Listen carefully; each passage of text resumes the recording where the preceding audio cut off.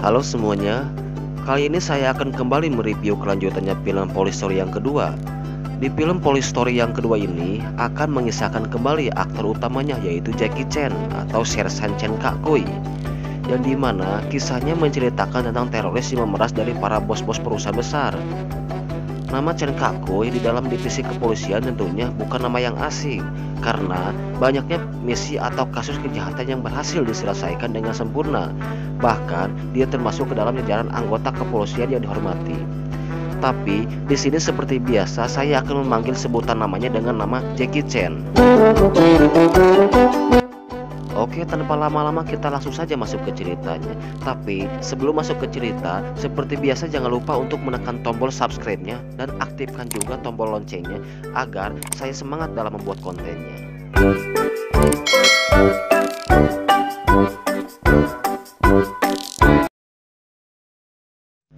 Diceritakan di film Police Story yang pertama, Jackie Chan berhasil meringkus komplotan Chu Tao bersama beberapa anak buahnya.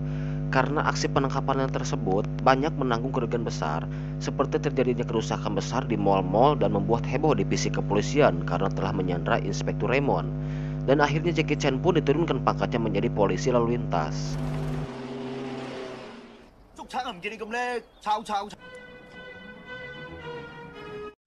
Saat dalam bertugas, Jackie Chan kedatangan orang yang tidak asing, tidak lain adalah Chu Tao bersama tangan kanannya.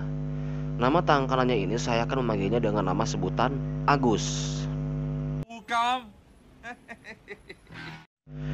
Diceritakan si Chu Tao dibebaskan dari penjara karena dari pihak kedokteran si Chu Tao divonis mempunyai penyakit lemah syahwat dan hidupnya tersisa hanya 3 bulan lagi. Paman Bill yang merasa tidak tenang dengan keselamatan Jackie Chan karena dibebaskannya si Chu Tao. Kemudian Paman Bill mengizinkan Jackie Chan untuk membawa senjata api atau pistol untuk berjaga-jaga. Malam pun tiba. Jackie Chan yang baru saja pulang kencannya bersama Amei, tiba-tiba ada si Agus yang datang. Kemudian si Agus memprovokasi Jackie Chan dengan menjelek-jelekan pacarnya dan akan mengancam keselamatan pacarnya.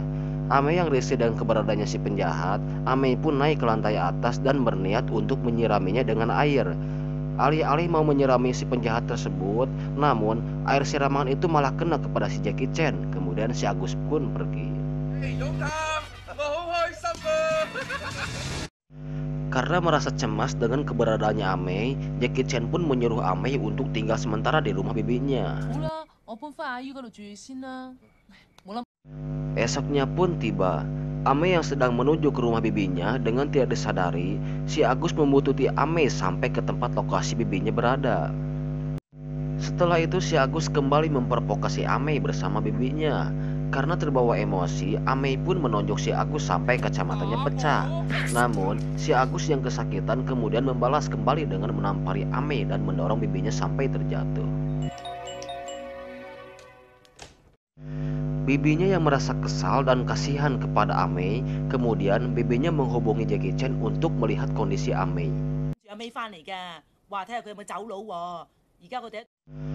Jackie Chan yang mengetahui Amei yang terluka, dia pun marah dan menghampiri si Agus yang kebetulan berada di sebuah kafe terdekatnya. Dengan tidak banyak basa-basi, akhirnya Jackie Chan pun menghajar mereka semua.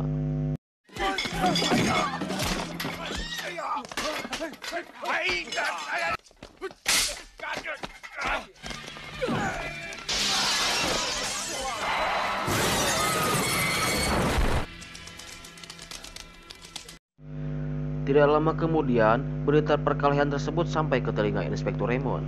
Jackie Chan pun dipanggil oleh Inspektur Raymond. Kemudian, Inspektur Raymond marah besar kepada Jackie Chan karena tindakan tersebut tidak mencerminkan sikap kepolisian dan tindakan perkelahian tersebut tidak lain dari seorang berandal. Jackie Chan yang sudah capek dengan mendengar perkataan kasar dari Inspektur Raymond, kemudian Jackie Chan pun memilih untuk mengundurkan diri.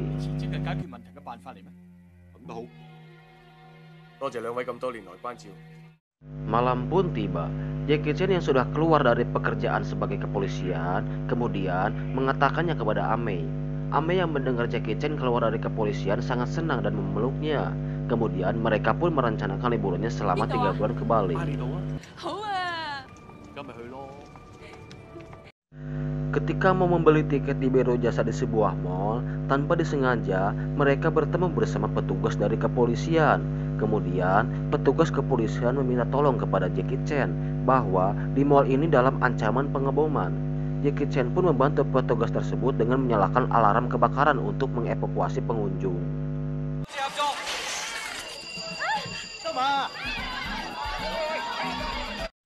Pihak kepolisian pun datang dan mengecek situasi mall tersebut.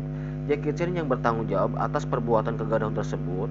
Kemudian, Inspektur Raymond kembali memarahinya. Jackie Chan pun menjelaskan kepada Inspektur Raymond saat belajar di Akademi Kepolisian bahwa keselamatan warga yang paling utama. Inspektur Raymond yang tidak terima dengan perkataan yang Jackie Chan, dia pun mengatakan untuk tidak ikut campur dalam permasalahannya karena dia tidak penting. Namun, setelah tim penjinak bom datang, akhirnya mall tersebut pun meledak.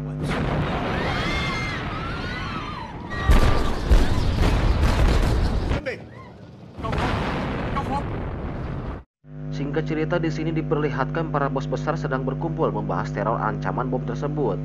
Mereka pun khawatir atas kejadian tersebut karena akan mempengaruhi nama baik dari mereka.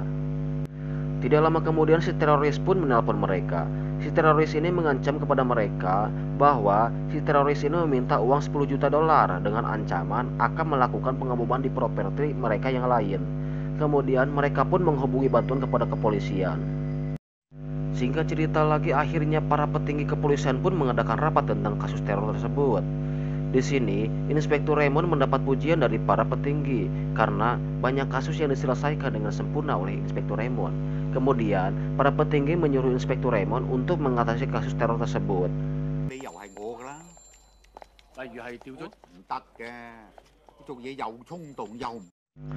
Scene pindah dengan diperlihatkan Jackie Chan bersama pacarnya di dalam pesawat yang akan melakukan penerbangan ke Bali. Namun, di saat keberangkatannya Jackie Chan dipanggil oleh pramugari untuk menghadap. Kemudian, Jackie Chan pun pergi menghadap. Alih-alih yang dikiranya paspor yang bermasalah, namun faktanya Jackie Chan ditemui kembali oleh Inspektur Raymond bersama Paman Bill. Mereka pun menjelaskan maksud mereka menemuinya. Mereka meminta tolong kepada Jackie Chan karena dalam kasus ancaman teror bom di sebuah mall tersebut, kasusnya ini berujung pengancaman. Mereka meminta tolong Jackie Chan untuk menangani kasusnya ini. Namun Jackie Chan menolak karena dia sudah berhenti dari kepolisian dan akan melakukan penerbangan. Jackie Chan pun bergegas dan keluar dari ruangan tersebut. Namun, karena Jackie Chan satu-satunya anggota yang bisa diandalkan, mereka pun tidak mau menyerah dan merayu Jackie Chan. Jackie Chan yang sebenarnya masih mau menjadi anggota dari kepolisian. Kemudian, Jackie Chan memutuskan menerima kembali masuk ke dalam anggota kepolisian. Tapi, Jackie Chan akan berbicara terlebih dahulu kepada Ami. Namun, setelah menuju ke pesawat, pesawatnya tersebut pun sudah lepas landas.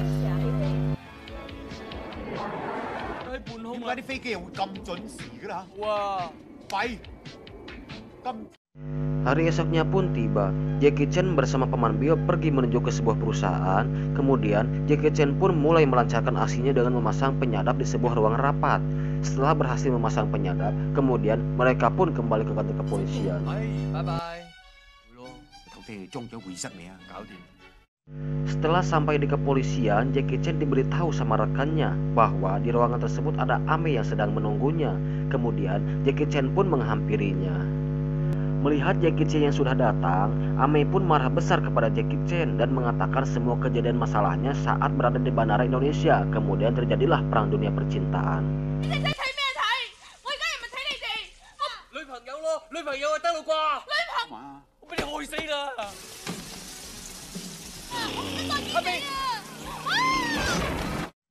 Lanjut, keesokan harinya pun mereka bertemu kembali di sebuah taman. Karena dari siang sampai malam tidak berbicara sepatah pun, akhirnya Ame pun memutuskan untuk pulang. Namun, saat mau pulang mereka didatangi kembali oleh si Agus dengan menodongkan sebuah pistol. Saat pistol itu ditembakkan, beruntungnya itu hanya sebuah pistol mainan. Jackie Chan yang sudah jengkel dengan tingkah konyolnya itu, kemudian Jackie Chan pun menangkap si Agus. Namun saat mau ditangkap si Agus, faktanya dia membawa banyak anak buahnya dan terjadilah baku hantam.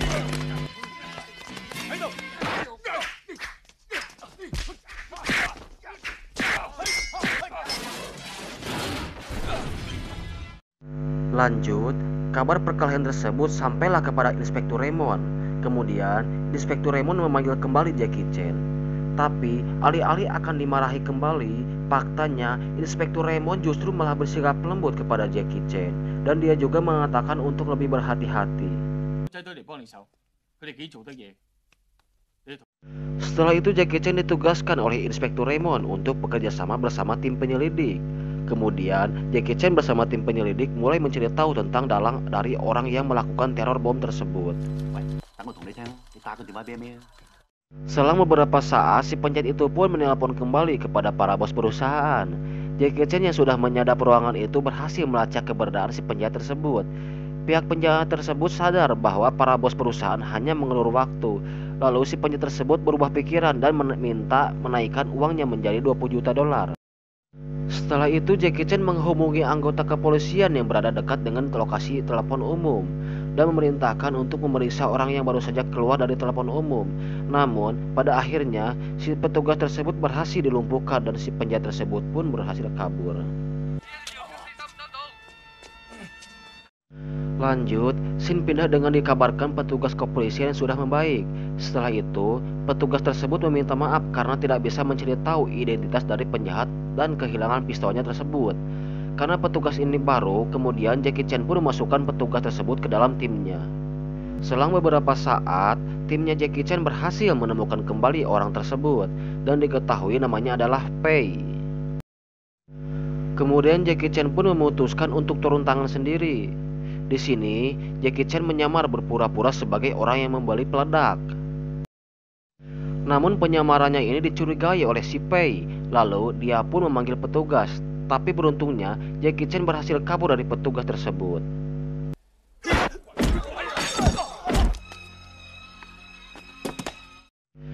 Setelah itu Jackie Chan membuntuti si Pei dan melabrak masuk ke rumahnya. Akhirnya mau gak mau si Pei pun menjual barangnya itu kepada Jackie Chan.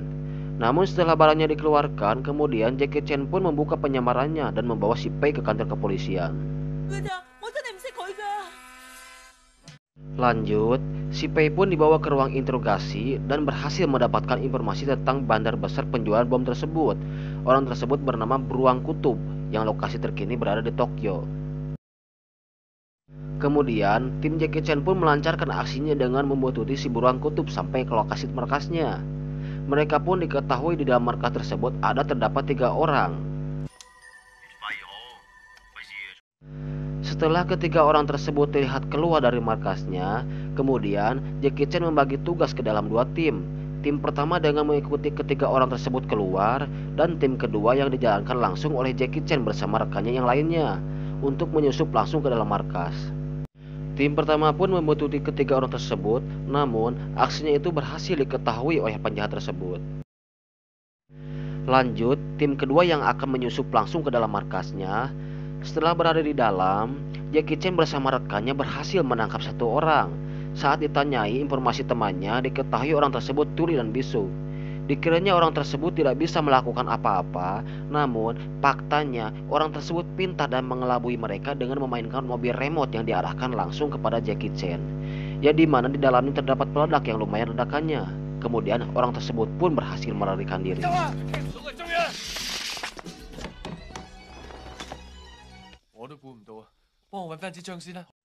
Singkat cerita, para bos besar pun mendapat panggilan lagi dari si penjahat. Kemudian, si penjahat meminta kembali uang sebesar 20 juta dolar dengan tepat sebelum jam 12 siang. Dan mengancam jika jam 12 lewat uang belum didapatkan, si penjahat tersebut akan meledakan properti yang lainnya.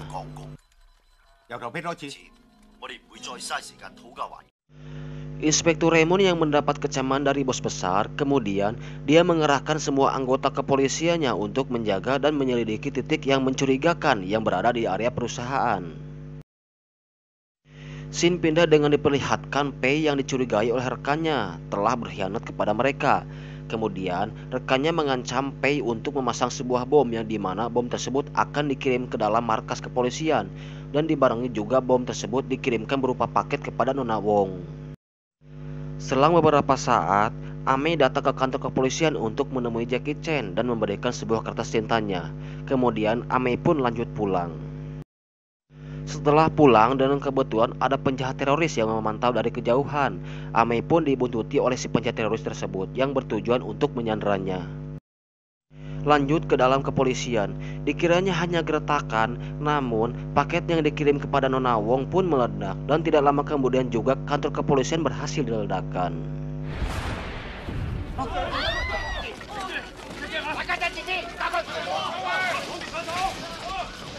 Lanjut lagi, akhirnya berita besar pun tersebar di koran-koran dan sampai kepada para petinggi dari kepolisian. Kemudian Inspektur Raymond mendapat teguran keras dari petinggi.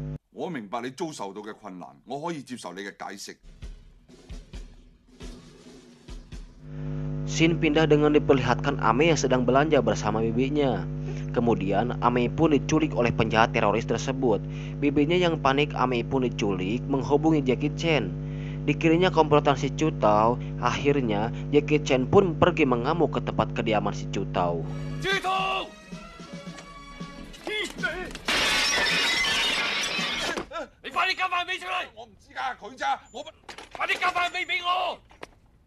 Selang beberapa saat, Jackie Chan mendapatkan telepon dari si penjahat yang menyandra si Amei yang lokasinya berada di gedung perindustrian di Hong Kong. Jackie Chan pun pergi ke lokasi tersebut. Setelah sampai di sana, Jackie Chan ditimpuk dari belakang sampai pingsan. Kemudian si penjahat tersebut menggeledah Jackie Chan yang di dalam dompetnya terdapat kertas pemberian dari Amei. Mereka pun membaca surat tersebut yang dimana tulisannya terdapat berisi tentang berakhirnya dunia percintaan.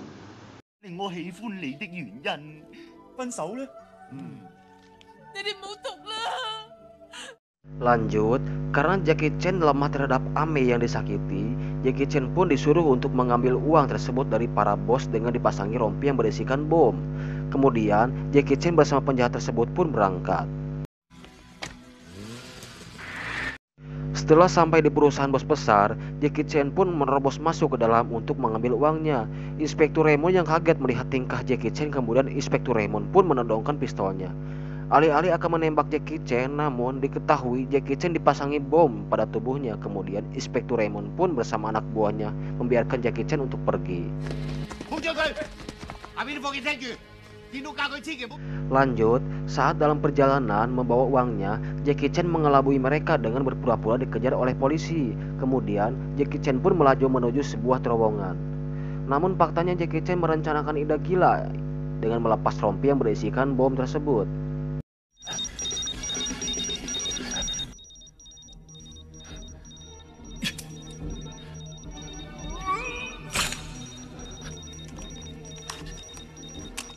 Melihat kondisi perjalanan tidak ada polisi yang mengejar, mereka pun mengetahui Jackie Chan telah berbohong.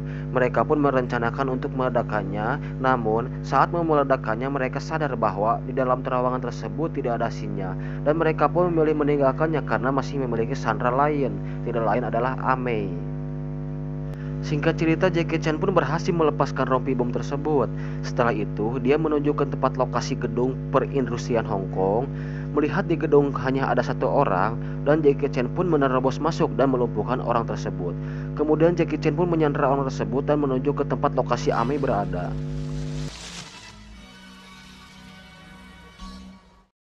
Melihat temannya mati dibunuh Jackie Chan, mereka pun kembali bergegas ke atas. Jackie Chan yang berhasil menyelamatkan Amei dan berniat untuk melarikan diri, si penjahat tersebut pun datang dan berusaha melawan. Jackie Chan yang menggertak menembakkan pistol, namun pistol tersebut mengarah ke sebuah kembang api. Si penjahat pun berkesempatan untuk melawan dan berhasil menjatuhkan pistol si Jackie Chan. Kemudian terjadilah baku hantam.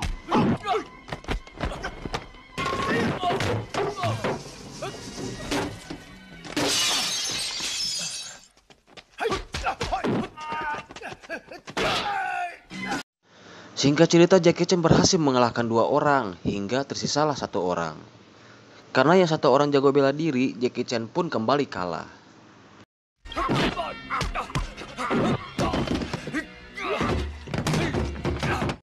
Walaupun kalah dalam bela diri, tapi Jackie Chan berhasil mengalahkan orang tersebut menggunakan petasan hingga punggungnya terbakar.